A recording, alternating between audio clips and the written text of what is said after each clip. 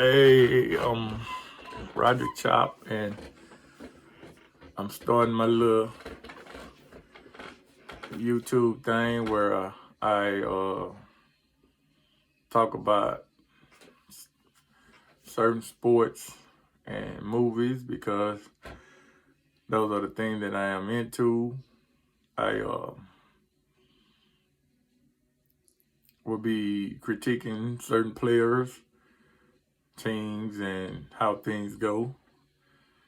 And I'm a little about myself. I am from a small town called Calvert, Texas, and my name is Roderick, and I'm 41 years old, and I'll be speaking on sports and my teams that I go for are the Dallas Cowboys, that you can tell by the hat, Los Angeles Lakers by the hoodie. I'm also a Kansas men's basketball Jayhawk fan, Atlanta Braves in baseball. I also have love for the Chicago Cubs because I grew up a Chicago Cubs watcher.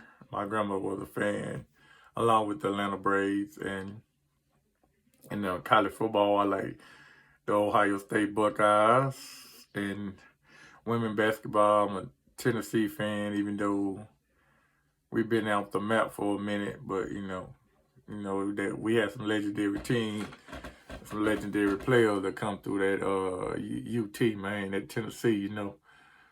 But yeah, I just started to do some.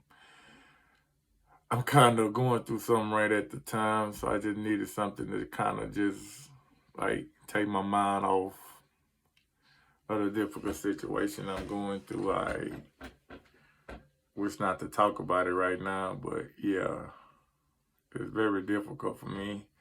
So I just decided to just start back opening up my YouTube channel. I have a channel, Chop 900, and subscribe to me.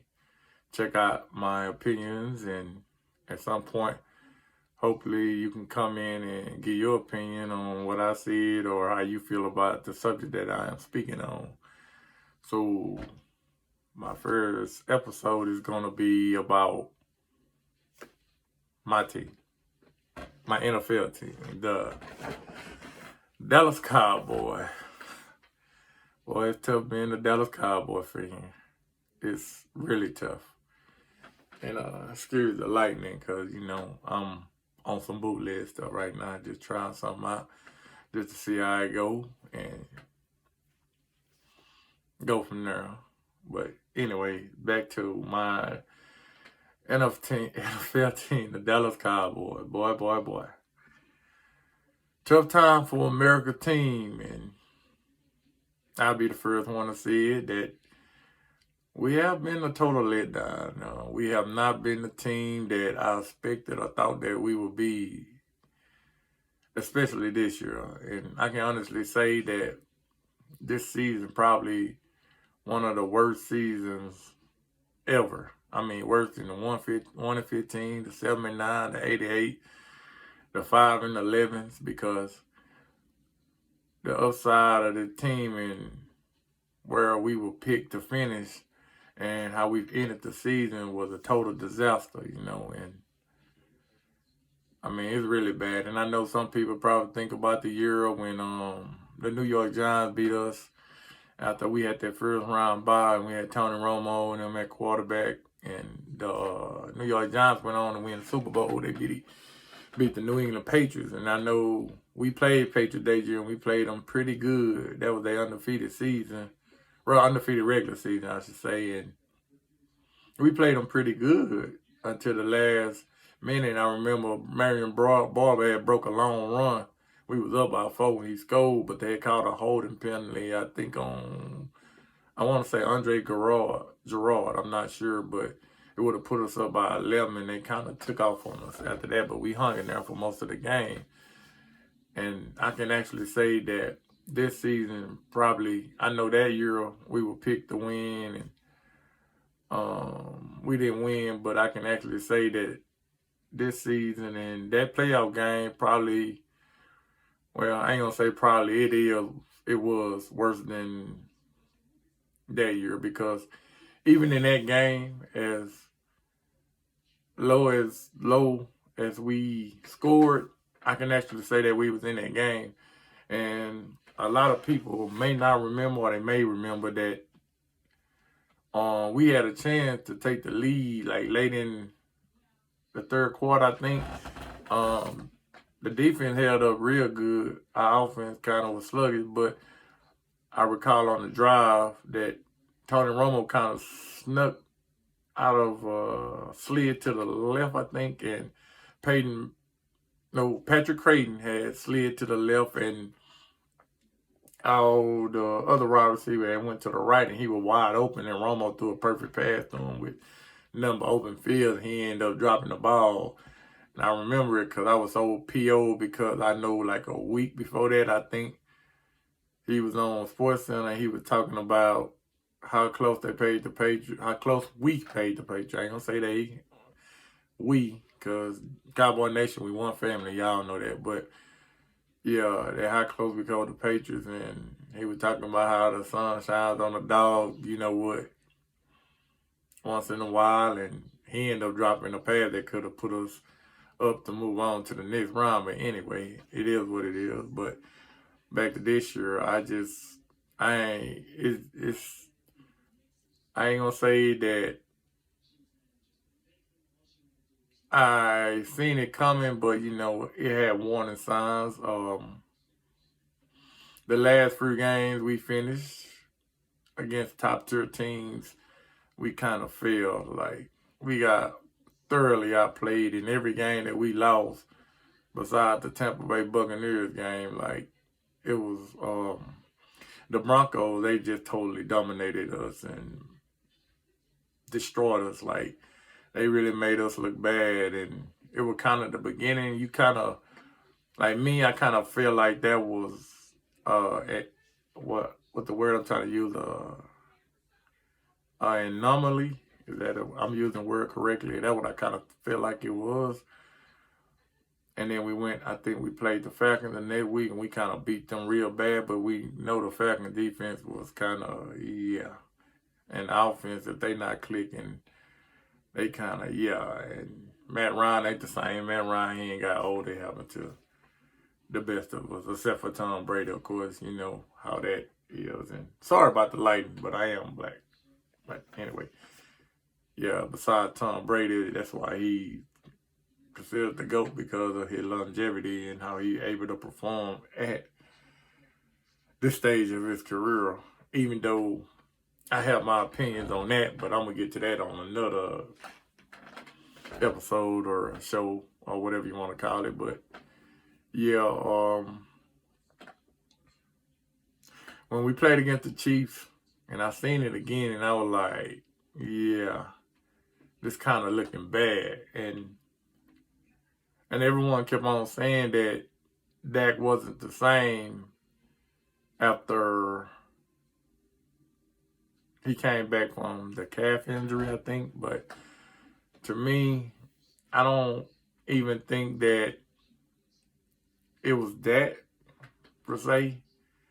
My honest opinion is that Dak is not the type of quarterback that you can line up and have him throw 40 times and expect him to win, because he has too many flaws in his game. You know, the inaccuracy, the lack of pocket presence. His he kind of stands still in the pocket. He don't try to maneuver or move around. He don't really step up, really. Like, don't get me wrong, the blocking was pretty bad, but I done seen many players, quarterbacks, go through that same situation and issue with pressure. And I know that Aaron Rodgers always finished like in the top 5 hole, being sacked and being pressured and stuff. So I don't want to, that's not really an excuse to me, especially when you're making the money that he is making. He's just not the type of person I feel like you can, like, line up and throw 40 times, because he'll throw 40 times and have 220 yards. that's not efficient at all. That is just, to me, that's more like, I don't know, stack padding, I guess you could say, because it's not efficient for you to throw 40 times and only have 200 some yards. It's like 5 yards a pass or something. Yeah, somewhere to that effect. And I don't think that could win you games, especially our defense was good, but it wasn't great. You know, we caused turnovers.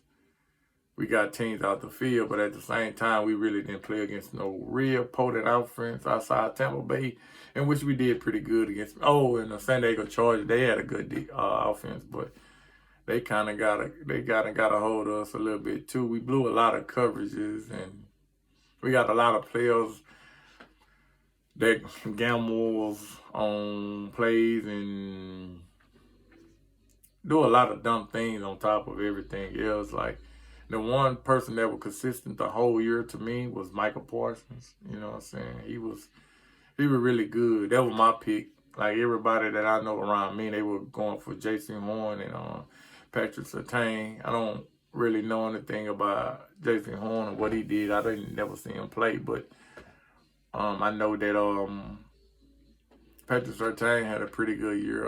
I'm not sure if he made the Pro Bowls or not, but yeah, he had a good season. But I don't think that he had the effect on the game as much as Michael Parsons, being that he can play in the secondary and he can rush the passer. But yeah, but back to the offense, like, we didn't have no identity at all. Like, we didn't have no identity at all. Like, we didn't know if we wanted to run or we wanted to pass. I mean, I blame Kellen Moore for that. I blame Jerry Jones for that. And I blame McCarthy for that. But I feel like McCarthy got less of the blame should get less of the blame than anybody, because to me, he more of a yes sir man. Like, he just take orders, and he just carrying the coach's label, you know what I'm saying? To me, I feel like, as always, Jerry Jones being the coach, as good an owner as he is, he got too much pride and he refused to step down, and that's not good for us at this point in time. But yeah, and Alon, Connor Williams, and Tyler Biadasz, I don't know what they seen from those two guys that keep them on the field as long as they did. These guys been getting dominated the whole season. I mean, the whole season from day one, game one, just getting dominated. And my biggest thing with Connor Williams is that he blows assignments and plays, and then he get penalties. To me, you can't do both. You can't give up sacks and give up tackle for losses and penalties. He the only person I know that will hold and still let the person get the sack all in the same play. He's a drive killer, like, and he do it at the most opportune time. Like, it was unbelievable how many times that we had a big play that it had to be called back because of him. And then I'm not just talking about the game against San Francisco. I'm talking about the whole freaking year. Like, this is what he was doing. And Tyler Biadasz, he's just too light. He don't have the strength. He don't seem like he nasty enough. He don't have the quickness. It's like, people beat him off the ball. Like, soon as the ball is snapped, he was pretty ridiculous, I could say. And it just bothers me that everyone want to make up the excuse for Dak Prescott, and they so hard on Zeke about running the ball. And if you had an excuse that Dak didn't have time to throw it, what make you think Zeke have time to run it? It was so many times where I seen where, now don't get me wrong, he get paid too much money to let one guy hit him. But it was time where you could see where Zeke had get ready to make a move, and it's somebody there. He made one move, and one guy, it's another dude there to make the tackle. Like, I know Dalton Schultz was getting beat a whole lot. Like, his he's good in the passing game as far as catching it and stuff, but his blocking need a whole lot of work. And I don't I don't know who the best blocker out of him and Jarwin. He look like he got more size and strength than Jarwin, but I hope that's not the case because Schultz, he was terrible in the run blocking and even protection, max protect. He don't do a very good job there, even though he's very good. He an adequate option at receive, very good. But yeah, I don't understand how Zeke get all the blame, but don't know why they blame. But everybody make up excuses for Dak and him being insufficient. Sorry about that. Being insufficient with the way that he played the game. And, you know, a lot of Cowboy fans, they tend to take up for Dak and make up excuses for him. But me, I'm not that type of person that make up excuses for anybody, especially someone that making the money that he is making. You get paid the big bucks to win the big games, and he didn't perform. Kellen Moore didn't put him in a position to perform. Now, you got CeeDee Lamb, you got Amari Cooper on the outside, and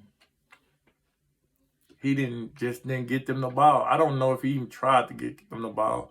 From my vantage point, it seemed like he looked at his main options, and after that, he go to check down Charlie. And he was checking it down to the wrong people, you know, and Kellen Moore, he just didn't make no adjustments. Now, you see the 49er rushing 4, and they getting pressure with that 4 with a zone behind it. Why are you running instead of trying to run these deep routes? See, that's one of my main problems with Kellen Moore is that he don't try to keep the offense simple as far as trying to win. He trying to be beautiful. He want to win. I ain't gonna say he don't want to win, but he trying to be pretty or beautiful while he do it or whatever you call it. And I don't think your object is to win. It ain't how you win. It's just winning, you know. And I looked at Kyle Shanahan. Kyle Shanahan was trying to win, you know. He seen that his quarterback wasn't playing good. He took the ball out of his hand and started doing more runs. And I feel like with the way that Dak was playing, not just that game, but every game besides the Falcons and the Eagles, which the Eagles had guys that probably bagging groceries right now that probably would never see another NFL team again. Besides those two teams, he really didn't perform up to par those last few games. And I just feel like the way that he was playing, I feel like slowing the game down and playing by possession is better than speeding it up and losing possessions, 3 and outs, and have to send your defense back out there. Because to me, everyone criticized the defense about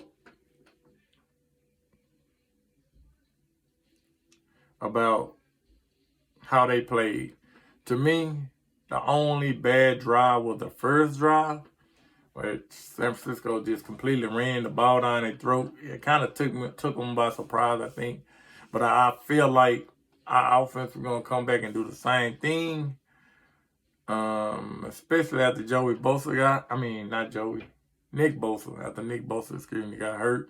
I feel like we were going to come back and do the same thing, but it never materialized, of course. But, Shanahan, he did a good job of taking the ball out of Jimmy G hand when he felt like he went at his best. And even when he was at his best, he threw short passes to try to minimize the chances of turning the ball over. And I got to get, even though Jimmy G didn't play his best game, but I got to give him credit. Everyone want to talk about the Cowboys and get sacks. No, they didn't get sacked, but they did get pressure in here. They got to him. What he was doing was he was maneuvering in the pocket and he was getting the ball out of his hand. So that always kind of help when you can do things like that. But the defense, they really didn't play that bad. They kind of held their own outside the first drive. And And that second touchdown that the 49ers scored, it was at the horrible throw by Dak. That ball should never been intercepted. To me, it should have never been a pass. He was second in, 28 or something? 25, 28 or something. And to me, you shouldn't even been passing the ball in that situation, especially with somebody that's been struggling the whole game. And that was a horrible pass. He tried to force to Cedric Wilson. And that's another thing that I had a problem with Dak. It seemed like his main focus is not the two outside wide receivers. It seems like it's always a tight end or the number 3 wide receiver in the offense. It's like Cedric Wilson had some outstanding days with Dak at the quarterback, and CeeDee Lamb and Amari Cooper has been I don't even know the word, but I seen where CeeDee Lamb had 4 targets against the 49ers. That was the most targets that he had the last 4 games. And we talking about playing against the Philadelphia Eagles, who didn't even have starters out there, didn't even have second stringers out there, and he didn't even get 4 targets, and that's another blame I feel like you have to put on Dak as well as Kellen Moore. They're going to really have to fix that. And me personally, I prefer Kellen Moore to be gone because his style of coaching and offensive calls is not benefiting us no kind of way. It's good when against teams that are below average or just straight not good. It's good against them, but for someone who has aspirations of being a champion, I don't think his coaching style is really for us. I prefer him gone. And as far as Dak, he has to play better. He got to do better, man. Like, you make too much money. You ask for too much money. You and your agent ask for too much money to go out there and get put out in the first round. And I looked at our free agency, man. We stand to lose a lot of people, a lot of important people. And I don't know what the window is on this situation. And from my standpoint, I just feel like Dak hasn't gotten any better from his rookie year. He seemed like he's the same quarterback. Like, outside of, I can actually say he degressed to me, because the Dak that I knew his rookie year, he would use his feet a whole lot more, especially when he didn't see what he liked it or didn't feel like he was throwing the ball with confidence. He would at least run, and for some reason he ain't got in his head now that he Peyton Manning, Joe Montana or something. I don't know, but he's starting to stand still and not move, and that's not good for him, and it's definitely not good for the team. And I just feel like, to me, that she shouldn't have been signed. Not to that much money anyway. Me, I was rooting for a sign and trade deal with Russell Wilson or someone. I feel like, given what Russell Wilson can do with his legs and his arm, even though I know he turned the ball over at times, I just feel like with that team that we have in Dallas, that he would have put up some outstanding numbers. Because if you look at Seattle, until DK Metcalf, they really didn't have that elite wide receiver like that. Maybe you could say Jimmy Graham, but Jimmy Graham wasn't the same Jimmy Graham that he was in New Orleans. So yeah, and I just feel like that's what I was rooting for. I don't feel like Dak the type of quarterback that can lead us to a championship with him being the centerpiece. I feel like we're going to have to run the ball, whether with Pollard or with Zeke. And I see a lot of people talking about Zeke, and I looked at his career numbers. They are about the same outside the yards. His yards per carry, all that is pretty much the same outside, like I say, the overall yards and rushing attempts. Of course, he wasn't getting many rushes He finished, sixth in the NFL in rushing yards, and I think seventh in rushing attempts, or vice versa. And I seen where in the same amount of game, Joe Mixon had 70 more carries than he did, and Taylor, which led the NFL in rushing, he had like over 100, I think 105 more than Zeke. And I seen where in 4 less games, Alvin Kamara and Dalvin Cook, 4 less games, one had like 40 more carry and one had like 1 more carry. But they played 4 less games. They played 13. He played 17. And with today's usage of the running back, I think the Colts about the only team that really use the same running back, Jonathan Taylor. Mostly everybody use a 2 running back system. So, and Tony Prowler, not Bernard Prowler, he was a defensive player. But Tony Prowler, he wasn't used either. So we can't use the splitting carries as an excuse because he wasn't used. And many plays and everyone been talking about Tony Pollard need to be the starter over Zeke in the running game. I don't know how that will work because Tony Pollard, he'll a smaller back, and I don't know if he can take the hits and the pounding that a starting running back has to take. And another thing was with Tony Pollard average was lower than Zeke outside the big run. Tony Pollard always had big runs to be able to boost his average, to make his average look better than Zeke. It wasn't like he was getting 7, 8 yards every time he touched the ball, or 5 or 6.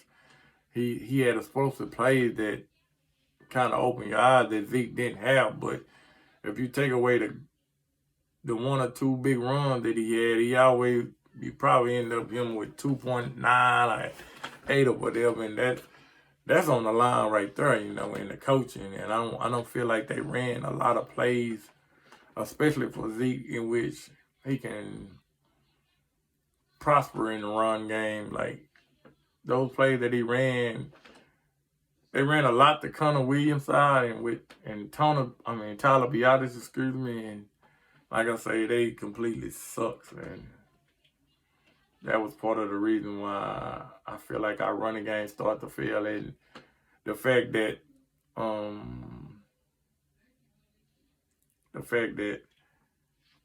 we kind of tailed away from the running game after like the Panthers. I think the Panthers, it was like we started going down and down on them running the ball and started going more and more up on the pass. And I feel like which was a mistake, because I always believed in if it ain't broke, don't fix it. And that running game was working. I mean, at the beginning of the year, I truly thought that we were going to have 2 running backs with over 1,000 yards. But they kind of went away from the running game and started doing more of a passing offense. That's why I say they didn't have the identity. And once again, I say they don't kill them more. And mostly, I feel like on our owner, Jerry Jones, the good of owner he is, and the way he does things, you can't help but to respect that and honor that. But he got to stay out of the football business, man, because he really hurting us. He really putting a damper on us and on the possibility that we have. I read an article where he praising Dak, but he kind of like putting Amari Cooper down. And I can't look at it as being Amari Cooper when, last year he had Andy Dalton and DiNucci, and I don't even know who else was our quarterback during that time. Down in stretches of the game, he still put up big numbers. And this year, with our quarterback playing, 16 of the 17 games, our starting quarterback, I think he played 16. His numbers dipped that far. I don't really think it's Amari Cooper. I really don't. I'm not sure how many catches Cedric Wilson had, but I know Dalton Schultz had a bunch of catches. He was our second leading receiver behind CeeDee Lamb, which he got most of his catches early in the season. Because I think the first game, I think CeeDee caught no, that was Cooper Fred game, caught 10. But I know CeeDee caught most of his passes early in the season. During the later season, they kind of went away from him. And Dalton Schultz got more involved in catches and everything. And I know Zeke had over 50, and I know Tony Pollard had over 40. And that's pretty much tell you about where Dak was going with the ball. And you cannot tell me that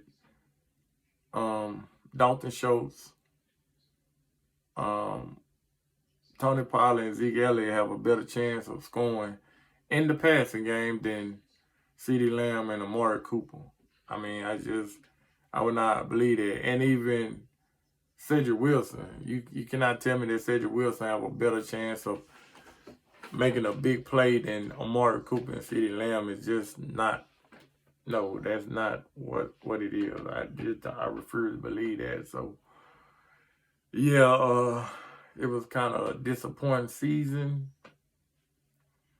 and I don't know. I really don't know what we can do to fix it outside of making some moves as far as Kellen Moore. But at the same time, Jerry Jones, and he still have the last say on things, and he kind of have a love affair with Kellen Moore, and I don't know how that can ever be fixed. And for the defense, I just feel like we okay there. You know, I think it might be time to move on from Anthony Brown. He had a solid year. I won't call it spectacular with the I seen him drop a few interceptions and the flags, and he been beat quite a lot, but he was better than years past. I mean, I think his best year, I kind of liken him to Dak. Like, they best year was their first year, and they haven't shown anything to show that they got any better. I think it's probably time for them to move on from him. And I watched Devontae Case. I seen his stats. It might be time to move on for him. At first, beginning of the year, he played pretty good, but I don't feel like he was fit to be a free safety. I think he was still should have been a slot corner or whatever. And I feel like it's probably time to move on from Jordan Lewis. I think as small as Jordan Lewis is, I think he still would be better at on the outside than the inside, because it don't look like he had a quickness to be able to cover a slot. I feel like Anthony Brown would be a better slot. I think he got the quickness. I don't think and the fact that he don't like to turn around, and like most of the time slots are not really running deep passes. They're mostly running intermediate and short. And I feel like he have enough, knowledge and know it all to be able to cover the slot better than he would the outside. And it's the opposite for Jordan Lewis. He don't have the quickness. I just feel like it's time for them to move on from him and just use the young guys that they drafted. Bossman Fad and Wright. Nation Wright, I feel like it's just time for them to step up and just be part of this team. And if you keep Anthony Brown, I feel like you shouldn't pay him a lot. Pay him good enough money and just put him at the slot. He don't need to be at the outside, to me. That's my personal opinion. And I feel like they should keep Curse. He showed flashes. He ain't the quickest, and he made a few good plays, but he missed out on a couple game-changing plays as far as turnovers. But he was always around the ball and he played hard. Donovan Wilson, I really don't. He okay. I like him because he's physical. He ain't afraid to hit, but he kind of tailed off from his playmaking that he was making it last year. And I I like Malik Hooker. I feel like he should have been out there more. He showed explosiveness to come up with speed, to be able to make tackles and plays in the backfield. And I mean, he wasn't the hardest hitter, but he made tackles. You know, you need someone to make the tackles, and that's something I didn't see Casey really doing. I think Malik Hooker played maybe 13, 14 games and wasn't even a starter, and I think he was like 9 or 10 tackles behind DeMonte Casey, and Casey was getting majority of the plays, and as far as I know, he played majority of the games and stuff. So yeah, it might be time for him to hit the road, Jack, and don't you come back, man? Like seriously. But overall, I'm really, like I said at the beginning, I'm really was disappointed with this season, and I don't know if we could bounce back from it. I'm at the age right now, like, I need to see another Super Bowl, man. I'm tired of losing. I don't know about any other Cowboy fan, but I am tired. I got to hear these folks make fun of me every day, bro. Like, Facebook, TikTok, everything, man. And, like, even if they're not making fun of me, they making fun of our team, our franchise, period. And I have to see this stuff. I can't help but to read it because I'm a Dallas Cowboy fan. So, of course, I'm going to read it. But, man, hey, we getting out. Hey, it's, you know what? Smack the rhyme, man. And that's just the truth, man. And, hey, you can't get mad because they telling the truth. I used to get mad and be like, ooh, man, we did this and that. Man, I'm done with that, bro. They telling the truth, man. Excuse me. They telling the truth. We just, I don't know. I don't know why we America's team still, because of us, the loyal fans and the loyal haters. They gonna always keep us rated high and because they want to see us lose. Because like I tell everyone that one thing about Dallas Cowboy fans, we don't watch to see nobody else lose. We watch to see ourselves win. But the Dallas Cowboy haters, they don't even watch to see if their team win, but they watch to see if we lose, you know what I'm saying? So that's part of it. But anywho, like, yeah, I'm tired of this, man. We need to win. We need to win now. I'm getting older, bro. I need to see another championship, man. Golly. I don't know, man. All these gray streams coming out my chin, out my mustache, out my head. Hey, man, I need to see another championship, bro. We getting older, man. I need to see this, man. Jerry, get your old self up before I be your age and don't see no championship, and move out the way. Let the youngins take over, man. They know what they doing. Get Kellen Moore out of there, man. Get him out of there, bro. He ain't working, man. I hope somebody hire him. I don't care if my high school team hire him. We're not even 11-man. We're a 6-man team. But I hope we hire that joker. He got to go, man. He ain't for us, man. Like, for real. I'm about to lose it, dog. I'm about to lose it. Tired of losing. I need to win, man. It's hard being a Cowboy fan, man. Like, man, boy, playoff game, everybody, man, I'm not watching no game, bro. Because every time I look at a game, especially when the 49ers on the field, I feel like it should be us. So, no, I cannot watch it. I would not watch it. No, I cannot, man.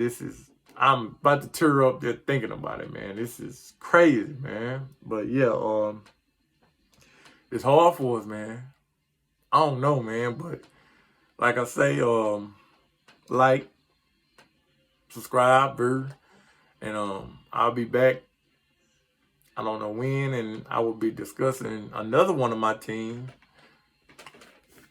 the Los Angeles Lakers, and the circus that they got going on around up in there, you know, and we gotta talk about. I'm gonna talk about them, and I just hopefully that this episode or video goes well and people comment and subscribe and tune in to me, and hopefully if I get enough subscribers and likes and stuff that I will start going live and let people get their opinion live, and I'll voice that. And like I say, I will not be just talking about sports and teams. I will also be talking about players, and I'll be talking about movies, and when I go live, you can, if this go right, or in the comments, in the comments too, excuse me, I have a tendency of my mind getting above my mouth, so I kind of get twisted on words. But even in the comments, if you want a subject that you want me to talk on, I would do so. So yeah, leave comments, and whatever the comment may be, I don't care. Just leave comments. If I don't like them, I'll probably just delete them or whatever. But I feel like everybody entitled to their opinion, but just don't make it personal. I just don't. If it's about whatever subject we talking about or whatever subject you want to talk about, I can understand that. But yeah, I will be back, and like I say, I will be speaking on my Los Angeles Lakers, or shall I say the Fakers now, because we putting on the front of being a title contender. So yeah, and I guess this is it.